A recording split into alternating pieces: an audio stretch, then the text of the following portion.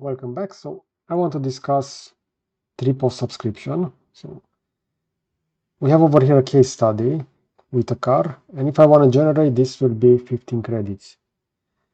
You're going to see a total amount of credits listed over here on the top section, and there's also memory usage. So this is related to the storage of the models that you already have generated over here. Now, if you want to generate in parts, this will require the professional account, and this will allow afterward segmentation, but we see that also the price will increase because this will require much more processing power.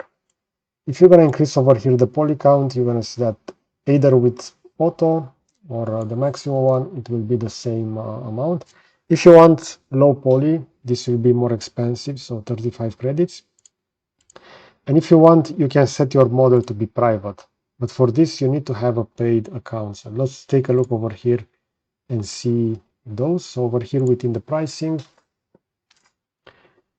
we can have those annually or monthly, just like with other tools. And let's analyze the basic one. This will give you 300 credits. So you can generate up to 20 models if you will not generate with textures. We see that this will only give you one concurrent task, so you can only process one at a time.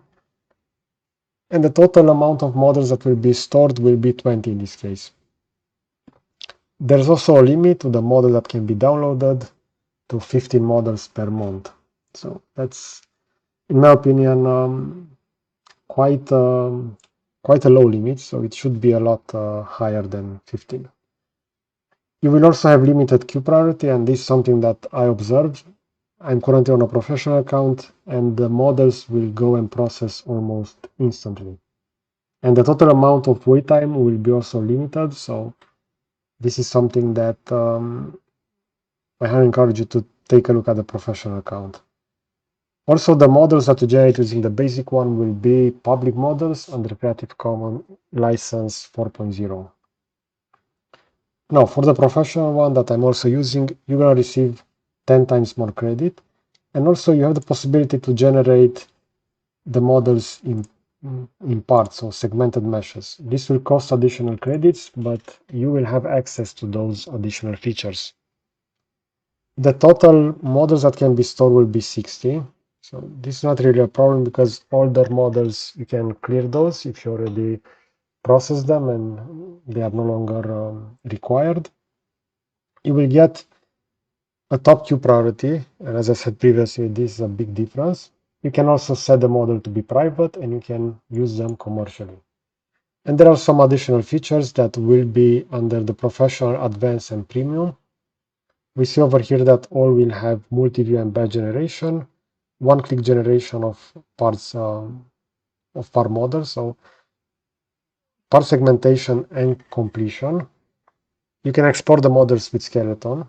Over here, you can only export them as meshes, as GLB, as OBJ, FBX, STL files, or USDZ. You're going to have access to the smart low poly. I made some videos regarding this. It's an interesting feature, but in some cases, it doesn't really manage to generate those models within low poly, within, let's say, detail. And we're going to see over here for the advanced, you're also going to receive one free pro refined submission, and over here it will be 3 free pro refined submissions. Other than that, you're going to have access to more concurrent tasks with the advanced and premium. The same queue priority for all of those, but you can just add multiple at the same time to be processed. And you're going to have 200 and over here unlimited models stored.